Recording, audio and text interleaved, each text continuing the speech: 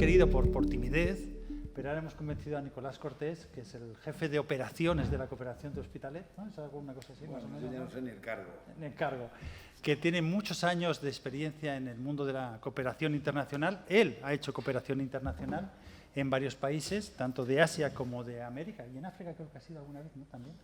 En el Sáhara, ¿no? Has estado además, ¿no? En más sitios. Por lo tanto, es una persona de primera mano y que, como hablaba Manel Vila, es esa cooperación municipalista que es tan importante, que está tan vinculada a la sociedad y a la gente de la organización municipal, ¿no? Por lo tanto, Nicolás Cortés, muchas gracias por participar aquí y por dejarnos esta sala maravillosa, y cuando quieras. Bueno, a ver, amigos y Luigi, cuando en la presentación se incluye el término que tiene muchos años, ya os podéis imaginar que ya la presentación se hace un poco, te echa a temblar, ¿no? Yo, en principio, comentábamos de hacer un planteamiento más general sobre qué es la cooperación municipalista y tal, pero el Manel es que ha abierto todos los melones posibles y ha hablado de arriba, abajo, en medio y de casi todo. Yo, por tanto, si os parece, lo que haré serán dos cosas.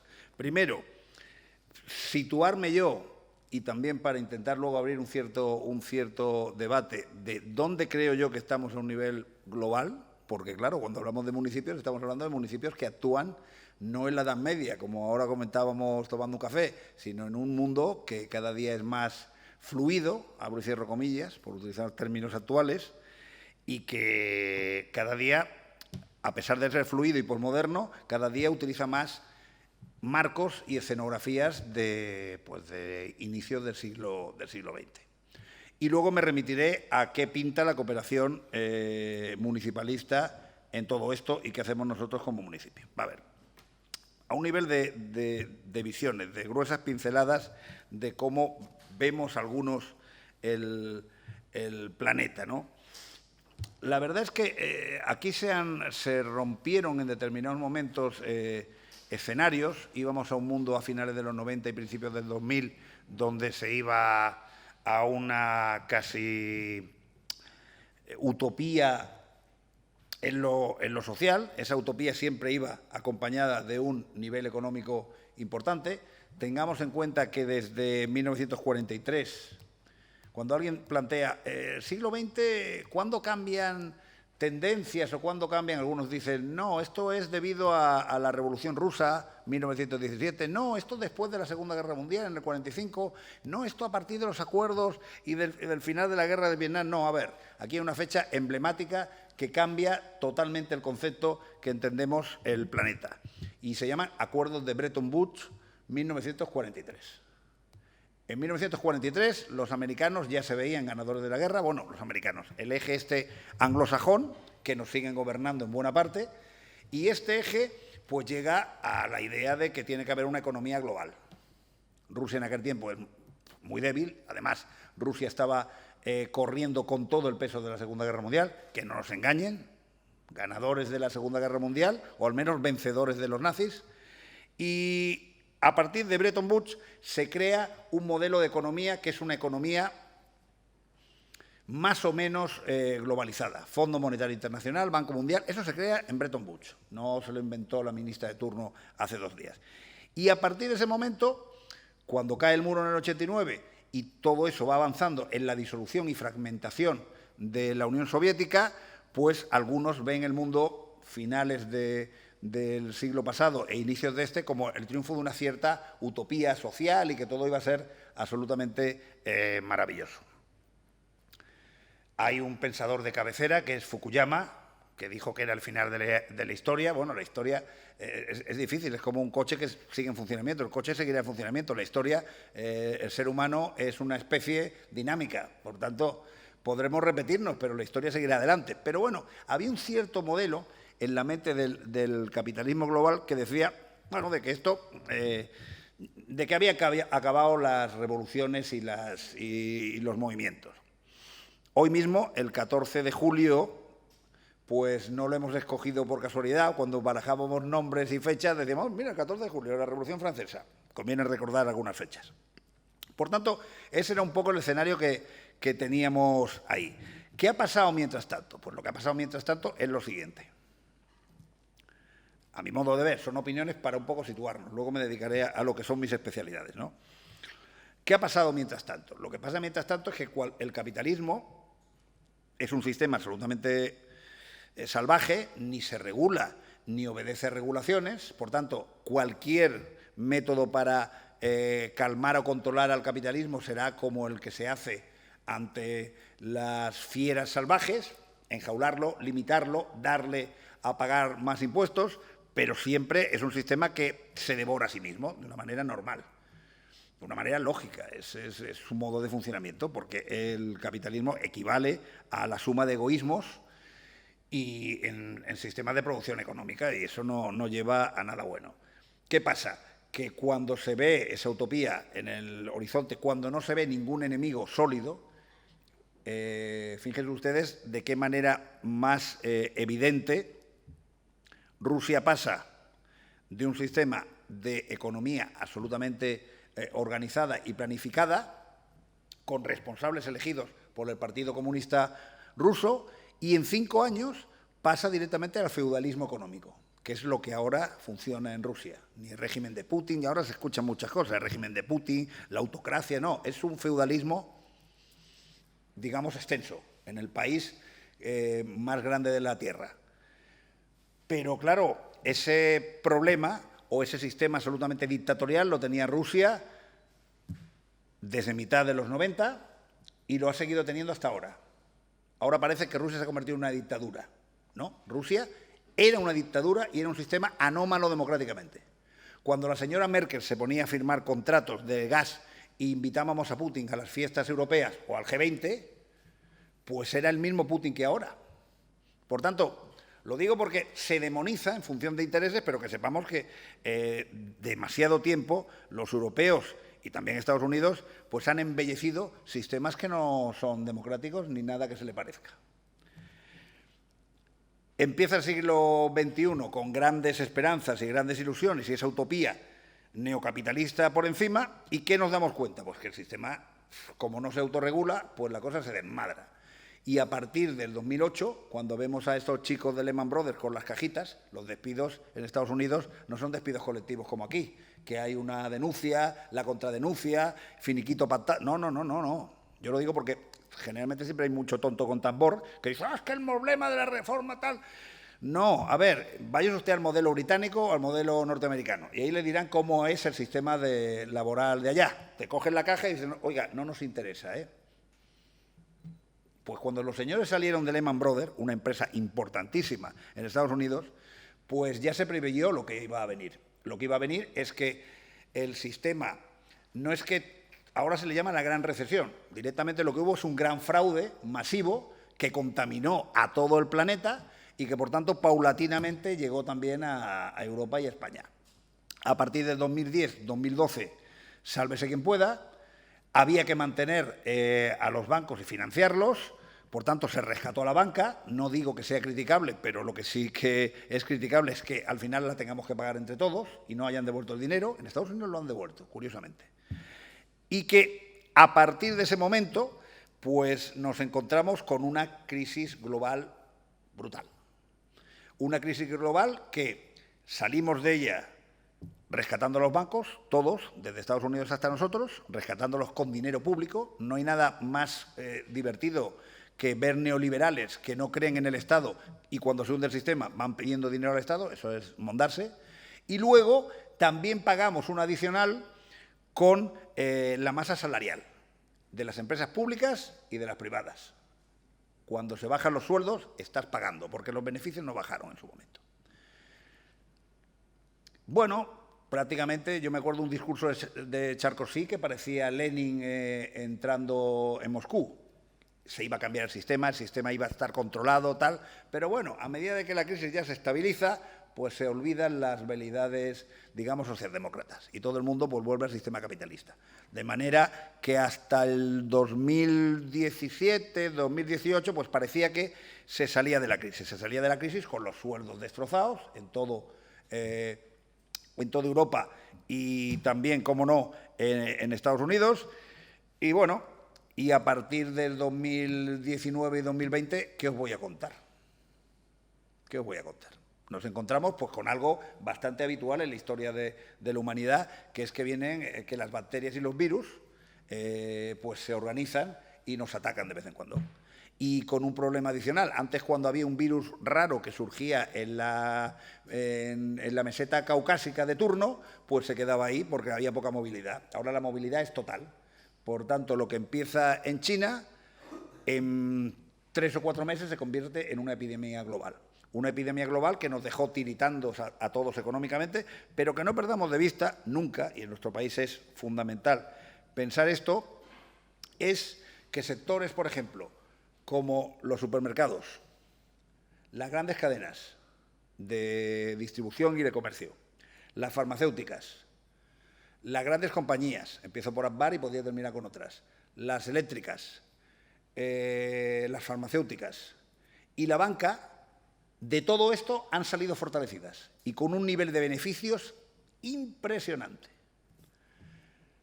Pasa todo el periodo de pandemia, estamos todos con mascarilla, pero bueno, digamos que... Y nos encontramos con un mundo sacudido por 2 pandemias, la económica que provocamos nosotros como sistema y la que provoca el virus.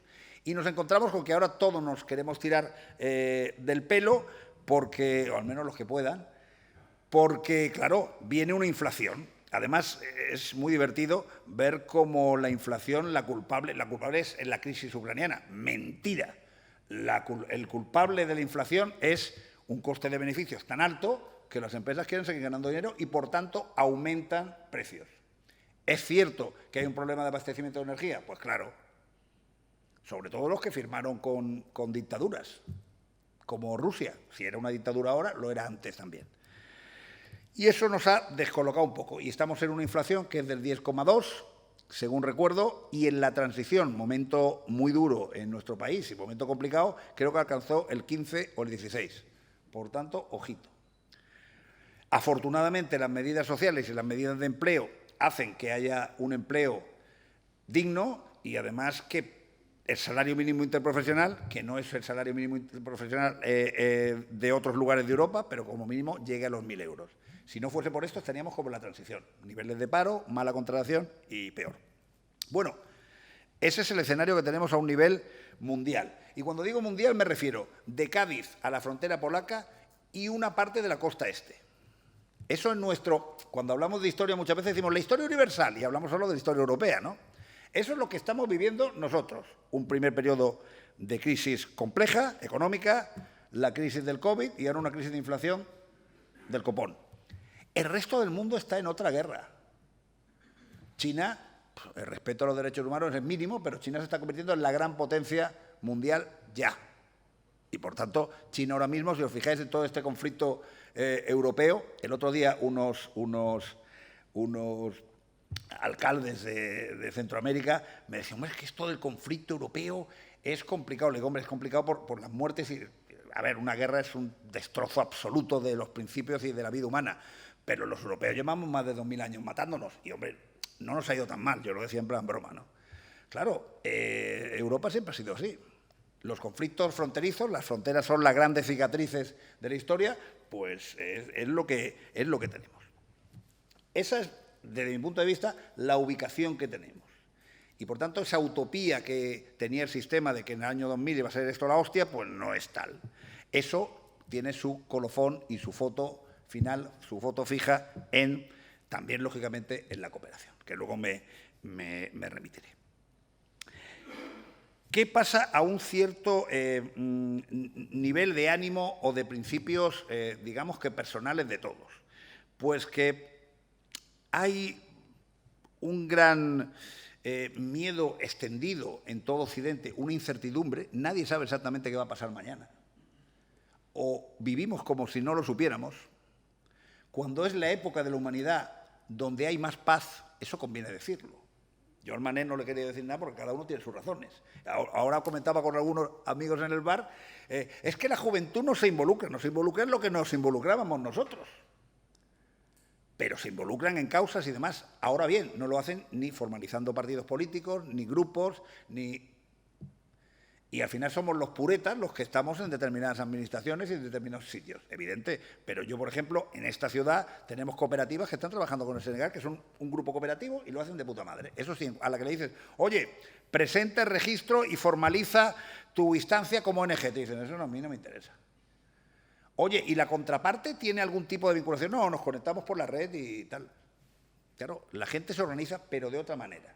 Lo que sí es cierto y funciona absolutamente de una manera tangencial es ese principio de incertidumbre, parece física, ese cierto principio de incertidumbre que nos está asolando a todos. Incertidumbre, precisamente en el momento en que estamos más seguros. Incertidumbre es igual a miedo. Miedo es igual a un temor a todos los niveles. Y el temor, y cuando viene el temor, cuando eres un niño de 3 años, pues buscas a tu madre o a tu padre. Pero cuando somos una sociedad, pues entonces los miedos atávicos, ¿hacia dónde nos conducen? Nos conducen a la tribu, / nación, nos conducen a la religión, / chamanismos varios. Yo cuando veía todas las respuestas que tenían algunos con el tema del COVID, que hemos visto, a ver, hay momentos de una diversión. Si no hubiésemos estado en casa todos con el pijama, acojonados, eran momentos de gran diversión. Pues claro, desde el señor de la lejía hasta algunos que decían que esto no era todo una conjura tal, hasta gente que te decía, no te vacunes, gente seria. O sea, estamos hablando de gente con un nivel académico, que te decía que, hombre, si te vacunas te van a meter una especie de sensor que van a ver lo que haces en todo momento. Y digo, ¿por qué no tiras el móvil? Porque ya tienes todos tus datos. Tienes tus datos, fotos íntimas, dinero, lo tienes todo en el móvil. Si te meten un sensor es un gasto innecesario. De Spectra, supongo que será Spectra las que nos controlarán, ¿no? Porque ya lo hacen los bancos bien. ¿Qué pasa?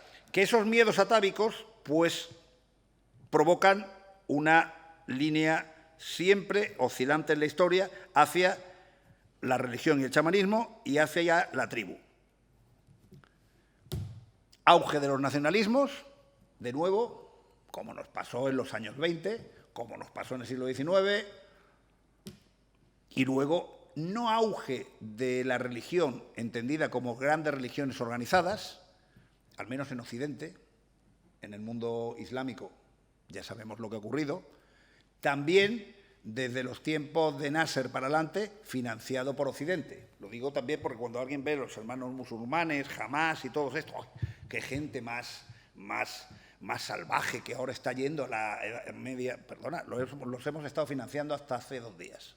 El otro día firmamos un acuerdo con los cataríes, que alguien me ha pasado una información muy valiosa, y Qatar es el reino del wahabismo, que es como si nosotros nos volviéramos ahora mismo católicos del siglo XIII.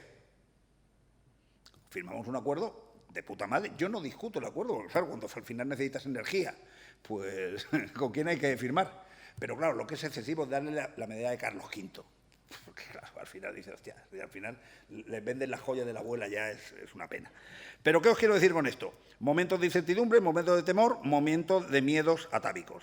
Y todo esto que viene de nacionalismos, sistemas conservadores, pues esto va a ir a más.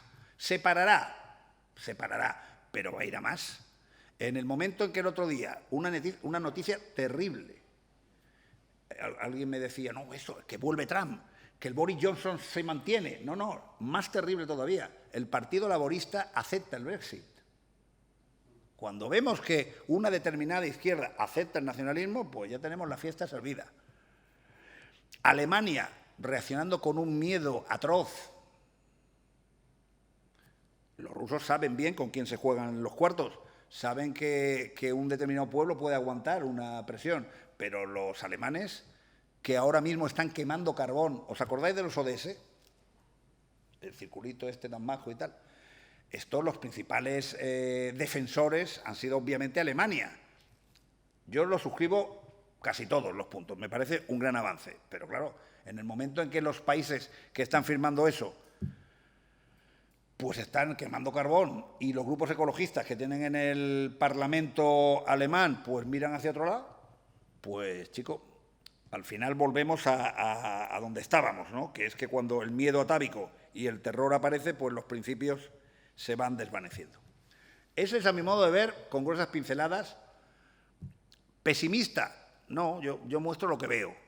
Pero ojo, con los mayores niveles de sanidad pública en la historia de la humanidad, ahora, cuando un virus que se muta de una manera enfermiza resulta que en 2 años lo tenemos ya medio parado, recordemos la peste negra, recordemos otra serie de virus, con unos niveles de paz en el mundo donde podemos localizar y señalar con el dedo dónde hay conflictos bélicos, en otros tiempos no sabíamos ni dónde pasaba.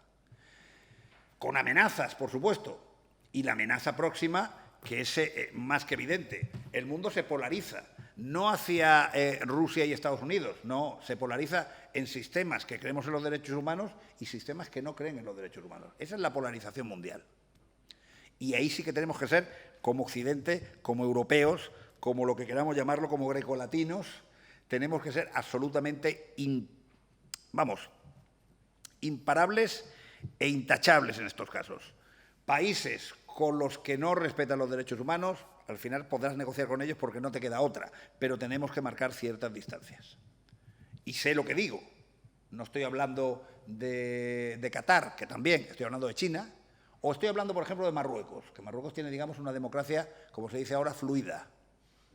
Fluida porque, claro, aquí a mí me hace mucha gracia determinados términos. Ahora cuando queríamos, imaginaos, hay una lista de espera en la OTAN y en la Unión Europea y resulta que a Ucrania le vamos a saltar la cola del pan y la vamos a aceptar. Perfecto, me parece razonable y más con la que están pasando estas criaturas. Pero claro, alguien empezó a mirar y vio, por ejemplo, que la judicatura depende del gobierno, el gobierno cambia y quita a los jueces. Claro, dice, oiga, esto es poco democrático. Exacto, es poco democrático. No es democrático ese país. Los acuerdos con Marruecos es más democrática en esencia Argelia, porque Marruecos es un país democrático. Yo una vez con la ministra de Mujer, pobre mujer, porque la nombraron ministra de Mujer en tiempos complicados. Tuvimos una entrevista con ella y, bueno, el rey tiene incidencia y elige algunos ministerios. Yo, inocente de mí, se lo pregunté sin ninguna malicia.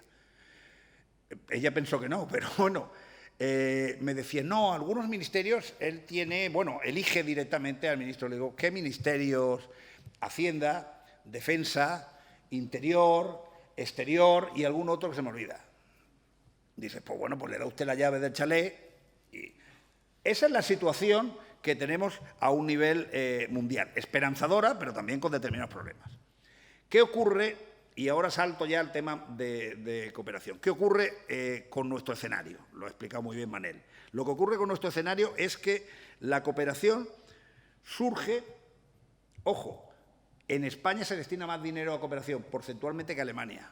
Aquí nos creemos la cooperación en Europa los que nos la creemos. ¿Pero qué ocurre? Pues, sobre todo en nuestro país, después de la transición, desde el mundo municipalista, nos damos cuenta de que había que establecer relaciones con otros países y especialmente con algunos países fuertemente ideologizados. ¿Esto qué quiere decir? Pues que todos los ayuntamientos de izquierda que empezaron a gobernar a partir del 79 dijeron, vamos a cooperar o con Cuba, o con Nicaragua, o con países con los que haya un principio político ideológico. Eso luego vino acompasado con el tema Sáhara, que ha habido una tradición tremenda en nuestro país y la seguirá habiendo. Sobre eso espero que no haya preguntas. Y luego, importante también, pues que a medida de que la cooperación se va extendiendo, pues se coopera con los vecinos. ¿Y los vecinos que son? Desde Marruecos hasta Túnez, como es evidente. Pero fue una cooperación desde los municipios fuertemente ideologizada. Aquí, en mi ayuntamiento, en 1986, firmamos el primer convenio con el ayuntamiento de Managua. ¿Por qué? Porque eran sandinistas y porque los pobres estaban en guerra con las guerrillas que patrocinaba Reagan y por tanto había que defender a los nicaragüenses. Desde aquí salieron un montón de gente en campañas de alfabetización en municipios de Nicaragua. Era una cooperación ideologizada. Pero todos los ayuntamientos, sin temor, empezaron a trabajar con esas ayudas, enviando dinero para allá, enviando técnicos, enviando sociedad civil, que lo importante de la cooperación municipal es vincular a la gente, eso es fundamental. Y así fue la cosa increciendo prácticamente hasta principios de los 90. El tema del Sáhara fue un tema también fundamental. Y se empiezan a tener partidas económicas importantes. En paralelo, la Agencia Española de Cooperación, ¿qué hacía? Pues hacían pequeños acuerdos de cooperación, pero eran acuerdos muy vinculados a las realidades económicas. Yo qué sé, si por ejemplo Guinea Ecuatorial te vendía materias primas, pues tú le pagabas unos tractores, pero eso era una cooperación, digamos, extraña. La Agencia Española de Cooperación empieza a tener un peso como agencia española, pues en los últimos momentos del Gobierno de Aznar, que le interesaba, y sobre todo en los tiempos del Gobierno Zapatero.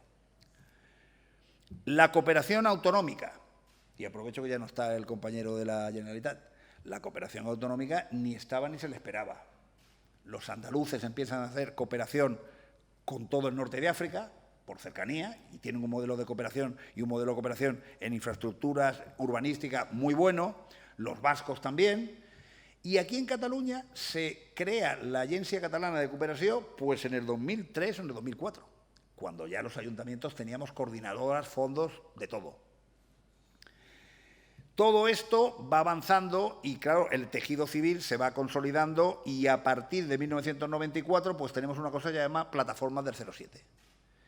Eso nos sirve a los ayuntamientos, todo ese peso y toda esa base social nos sirve a los ayuntamientos pues para que nos, ahora se dice empoderarse, ¿no?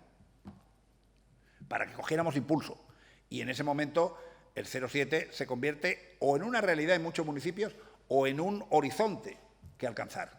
El Ayuntamiento de Barcelona, Manel lo decía, millones y millones de euros estaba destinando a la cooperación. Nosotros llegamos a alcanzar casi, no hará demasiado tiempo, casi los 600, 700.000 euros, que para un municipio como el nuestro, directos a proyectos. Está muy bien. Todo se empezó a pillar impulso y empezó a pillar fuerza. Bueno, eso lo enlazo con lo que os decía antes. A partir del 2008, pues todos son temores. Y a partir del 2008 hubo ayuntamientos que cortaron totalmente la cooperación, diciendo una cosa que también es lógica. Es que, oiga, a mí la ley no me permite hacer relaciones internacionales y, por tanto, ni un duro. Algunos otros ayuntamientos aguantamos con la mitad del presupuesto y fuimos tirando. La Generalitat, bueno, había un responsable antes que se llamaba Llorens y le pusimos el sobrenombre de Derribos Llorens, porque iba a destrozar, y lo destrozó durante 3 años, incluso deudas que tenía la Generalitat con ONGs, pues no las pagó directamente. En base, antes se comentaba, de decir, es que no tenemos dinero ahora para tonterías. Cataluña está pasando un mal momento y Cataluña se tiene que centrar. Eso lo he oído yo, Dixi. ¿En qué situación estamos ahora? Estamos en una situación de supervivencia, consolidada pero supervivencia. Cada vez más los ayuntamientos seguimos manteniendo las partidas económicas. O sea, eso ya no es una anécdota que tenemos grandes ayuntamientos. La mayoría de ayuntamientos importantes y pequeños también destinan dinero a cooperación. Los gobiernos autonómicos destinan dinero a cooperación. Todos. Los extremeños tienen una campaña que ellos dicen cada extremeño 1 euro. Por tanto, 1 millón de euros los destinan directamente a proyectos, más allá de cooperaciones de otro tipo, técnica o de cercanía. La cooperación sigue manteniéndose, pero sigue manteniéndose muy desde abajo, muy desde abajo. A un nivel de Estado se destina también bastante dinero a cooperación. Pero ¿cuál es el problema que tenemos ahora? Pues es un problema que entronca con eso que os decía de los temores y de los refugios atávicos. Viene el nacionalismo, vienen las respuestas burdas y, claro, ¿dónde vamos a tener nosotros un problema impresionante a la vuelta de las municipales? No digo nosotros como Hospitalet, digo todo el mundillo municipalista. Pues en la demagogia de los fascismos latentes. ¿Por qué? Pues también de una lógica política. A mí cuando me dicen, es que Vox son unos no sé qué, porque ahora van a atacar directamente la cooperación y las políticas de inmigración. Digo, coño, es que a ver, es lo más fácil. Ustedes imagínense en esta mesa cuando esté el candidato de Vox o los candidatos de la izquierda y tal. ¿Cuál es la política urbanística y de movilidad que tienen ustedes, señores de Vox? No tienen ni puta idea, con todo mi cariño, porque se acaban de incorporar al mundo político y tampoco tienen mucho proyecto. ¿Qué van a decir? Pues mire, me alegro que me haga esta pregunta, pero estamos en contra de las políticas de inmigración y lo de la cooperación es un lujo. O un derroche, como dicen otros. Y eso a nosotros en la cooperación municipalista va a ser brutal. Brutal. Porque, ¿qué ocurre? Si hablas en general, el otro día el Fons Català de Cooperació hizo una encuesta que yo me atreví a decirle al gerente que es la encuesta del país de nunca jamás, porque digo, ¿a quién coño habéis encuestado aquí? Pues claro, todo el mundo lo ve maravilloso y tal, claro, depende de la pregunta. Si a ti te dicen, hay que ayudar a África, la mala situación que están viviendo, tú dices, por supuesto, ¿dónde hay que apoyar? Pero a la que te dicen, mira, vamos a destinar 300.000 euros para cooperativas de mandioca en Congo. 300.000 euros. ¿Y eso quién lo gestiona? No, una entidad y un tal. Es de tus impuestos. Me explico con claridad. Eso lo vamos a tener a la vuelta de la campaña de las municipales. Y eso va a ser un riesgo. ¿Por qué va a ser un riesgo? Porque algunos ayuntamientos, ante esto, incluso ayuntamientos de izquierda, bajan partida y luego otros ayuntamientos, pues como ideológicamente no cuadra, pues oye, pues mira, esto se convierte en una política, digamos que anecdótica. En paralelo, ¿qué ha pasado? En paralelo, y también hay que ser crítico, yo asumo la crítica que decía el Manel, en paralelo, ¿qué ha pasado? Nosotros analizamos en el mundo municipalista las entidades deportivas, y las entidades deportivas existían desde los tiempos de Franco, y luego en la transición se democratizan, algunas un poco, hay que ver solo la Federación de Fútbol, un poco, ¿y qué ocurre?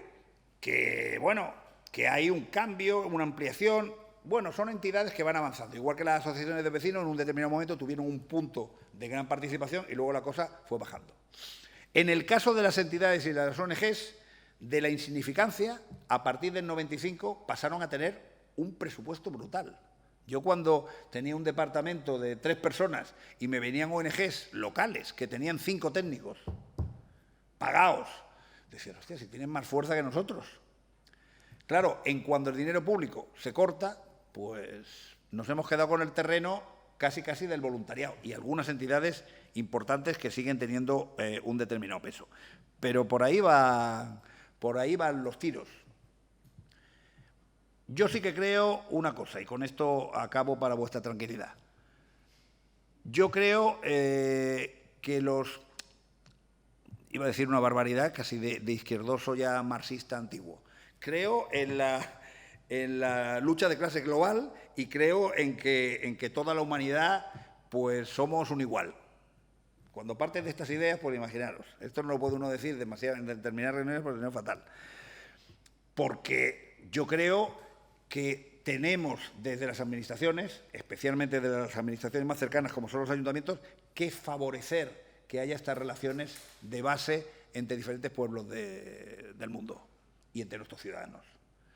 El principal valor de la cooperación no es construir un puente o que hoy tengan un pequeño ambulatorio en no sé dónde. El principal valor que tiene la cooperación es que un instituto, los chavales de aquí, estén cooperando y conozcan a la gente de Senegal, que una asociación deportiva esté patrocinando el fútbol femenino en Marruecos, que una serie de responsables de algunas empresas y cooperativas y empresas de pequeña y mediana estén en Centroamérica interrelacionándose.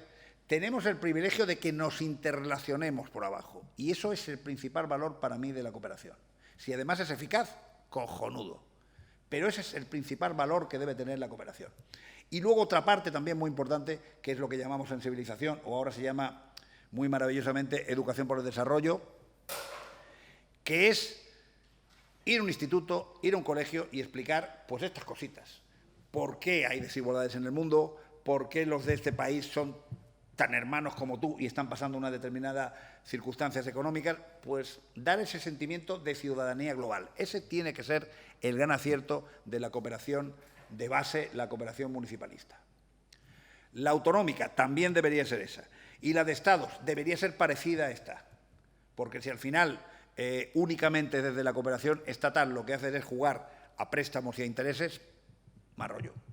El otro día estuve hablando con una responsable de un ayuntamiento chileno y yo realmente me mondaba. Le digo, ¿vosotros con quién estáis hermanados? Y me dice, pues mira, la mayoría de ayuntamientos chilenos, hace tiempo que nos hermanamos con ayuntamientos chinos. Dijo, hombre, le digo, muy inteligente. Me dice, sí, porque son una potencia emergente y a nosotros nos interesa. Y digo, y cuando vino la pandemia, dice, pues ya te voy a imaginar, no nos faltó de nada. Claro, dices, hombre, no es la manera que concebimos nosotros, ¿no? Que es aquello, relacionarte con todos los países y con los países pobres si puedes ayudar. Pero bueno, es una manera de hacer cooperación. Es más que hacer cooperación, hacer interrelaciones comerciales. Yo creo que no, que se tienen que hacer otro tipo de relaciones, unas relaciones más abiertas y con todos los pueblos del mundo. Y ahí la cooperación municipalista tiene un gran papel y yo creo que es el gran papel a nivel de Estado. Toda la cooperación municipalista es mucho más dinero que toda la cooperación autonómica de España y toda la cooperación que destina la Agencia Española de Cooperación, si sumamos. Pero, os soy sincero, las amenazas serán la demagogia.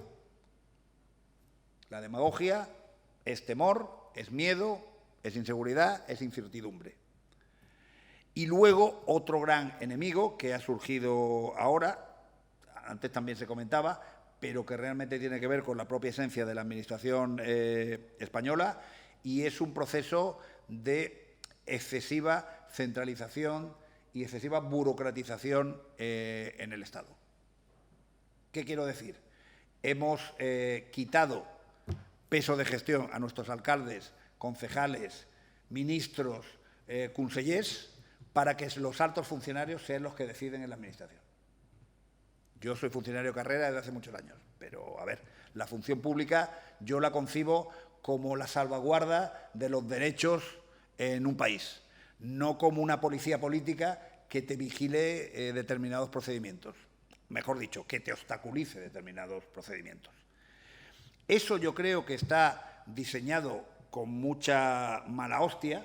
Aquí cuando algunos hablan de las alcantarillas del poder, Villarejo, no, sí, el tema es más complicado, eso es una anécdota. El tema es que al final la judicatura, la intervención de las administraciones locales, las asesorías jurídicas, los abogados del Estado, pues tienen más peso que los políticos que elegimos.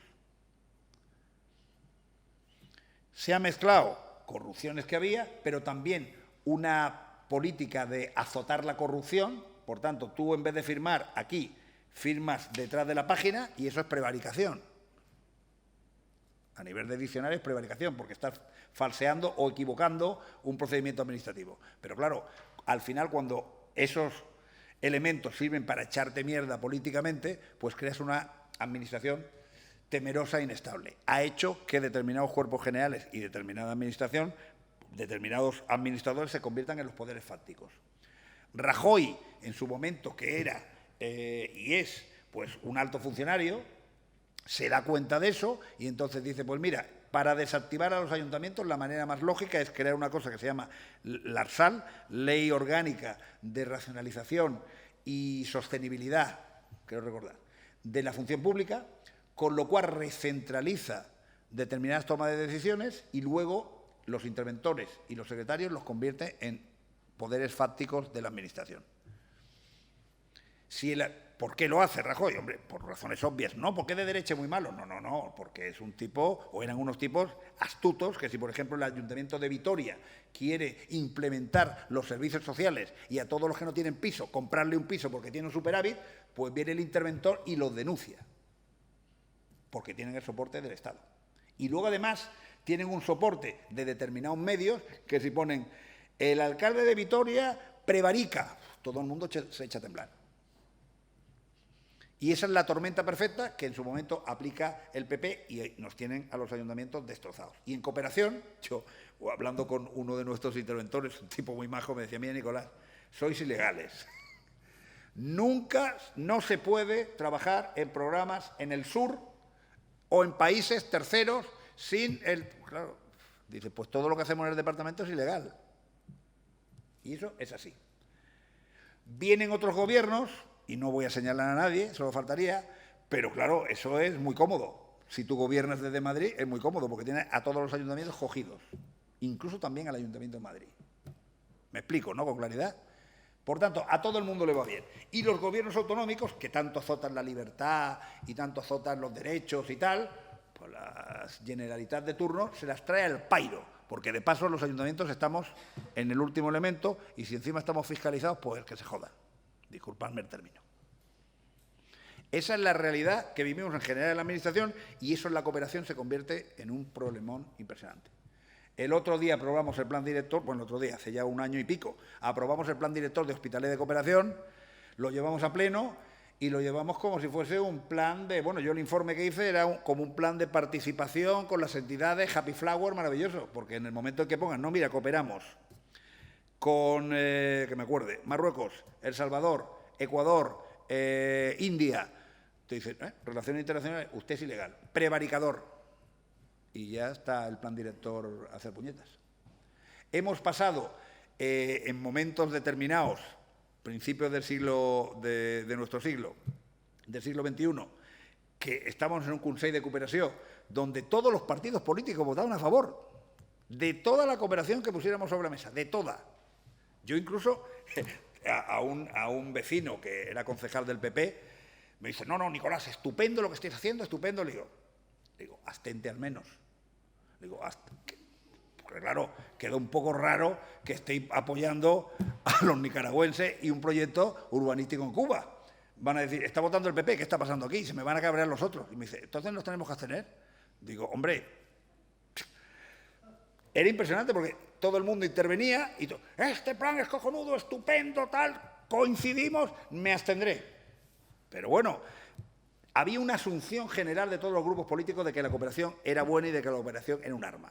Pero vino todo este siglo de las incertidumbres, los temores atávicos y la gente se refugia.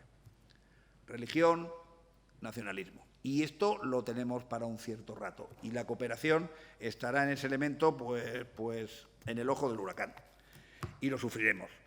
Pero también con la garantía de que yo cuando veo entidades, las veo constantemente, entidades, tejido civil, pues hay mucha gente joven en esto. De otra manera, pero hay mucha gente joven trabajando en esto. Hay muchos grupos universitarios que de pronto nos dicen, oye, vamos a hacer un máster de no sé qué y nos vamos allá. Aquí mismo, no lo he mencionado por casualidad, podría remitiros y contaros todos los proyectos que tenemos aquí, algunos muy interesantes. Un grupo que de pronto pacta con gente de la Politécnica y que monta, por ejemplo, fútbol femenino en Chagüen. El alcalde de Chagüen es un tipo que ha vagado en diferentes partidos, pero es un tipo inteligente y que no es ningún rigorista. Pero claro, poner a mujeres jugando a fútbol, interrelacionándose, montando, pues claro, eso es un golpe de derechos humanos y de derechos de género muy importante, más que otras cosas. Pues eso lo están dinamizando estos chavales hasta que dure, porque claro, no te montarán ni una ONG, ni te montarán una estructura de no sé qué, ni montarán luego una charla posterior, pero ahí hay gente joven trabajando en estos temas. Y esa es la esperanza, y esa es la grandeza de la cooperación. Si solo lo tenemos que hacer desde la Administración, pues no lo podremos hacer. Por tanto, tenemos nuestras luces y nuestras sombras. Y muchas gracias por escucharme. Yo no quería intervenir por no tapar ni tampoco entorpecer tal, pero claro, después de tomarnos un café, el Luigi te anima, pues bueno, una horita para compartir con vosotros siempre tenemos. Muchísimas gracias.